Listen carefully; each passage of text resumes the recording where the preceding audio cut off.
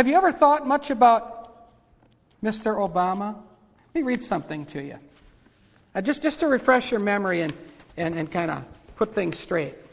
And then I'm going to get into 2 Timothy 3, but I want you to hear this. I think it's worth looking at. You know, really, I got to pause for a moment. I can hardly believe what's happening all around. It's so surreal, it can't be happening. It's like, when am I going to wake up from this nightmare?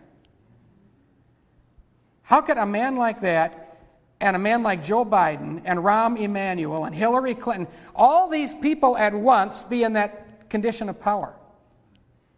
Well, let me read this. I was born in one country, raised in another.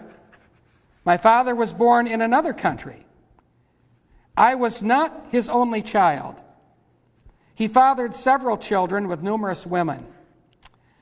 I became very close to my mother as my father showed no interest in me. My mother died at an early age from cancer.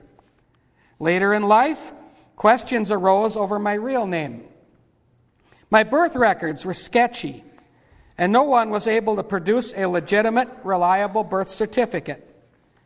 I grew up practicing one faith but converted to Christianity, as it was widely accepted in my country. But I practiced non-traditional beliefs and didn't follow Christianity except in the public eye under scrutiny. I worked and lived among lower-class people as a young adult, disguising myself as someone who really cared about them. That was before I decided it was time to get serious about my life, and I embarked on a new career. I wrote a book about my struggles growing up. It was clear to those who read my memoirs that I had difficulties accepting that my father abandoned me as a child. I became active in local politics in my 30s. Then, with help from behind the scenes, I literally burst onto the scene as a candidate for national office in my 40s. They said I had a golden tongue and could talk anyone into anything. That reinforced my conceit. I had a virtually non-existent resume, little work history, and no experience in leading a single organization. Yet I was a powerful speaker, and citizens were drawn to me as though I were a magnet and they were a small roofing tax. I drew incredibly large crowds during my public appearances. This bolstered my ego. At first, my political campaign focused on my country's foreign policy. I was very critical of my country in the last war and seized every opportunity to bash my country. But what launched my rise to national prominence were my views on the country's economy. I pretended to have a really good plan on how we could do better, and every poor person would be fed and housed for free. I knew which group was responsible for getting us into this mess. It was the free market, banks and corporations.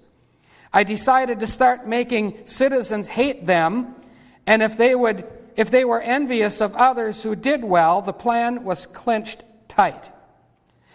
I called mine a people's campaign, and that sounded good to all people.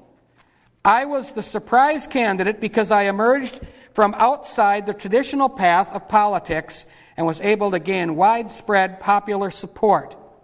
I knew that if I merely offered the people hope, together we could change our country and the world.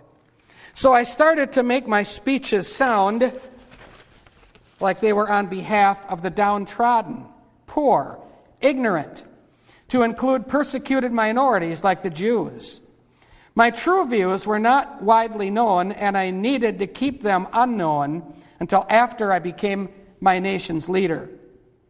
I had to carefully guard reality, as anybody could have easily found out what I really believed if they had simply read my writings and examined those people I associated with. I'm glad they didn't. Then I became the most powerful man in the world, and the world learned the truth.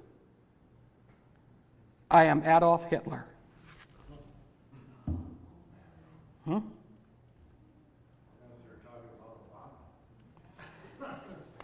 You could be, because he fits the profile perfectly. Everything I read is true about Adolf Hitler and Barack Obama, both. Two peas in a pod. Identical in their tactics, their modus operandi,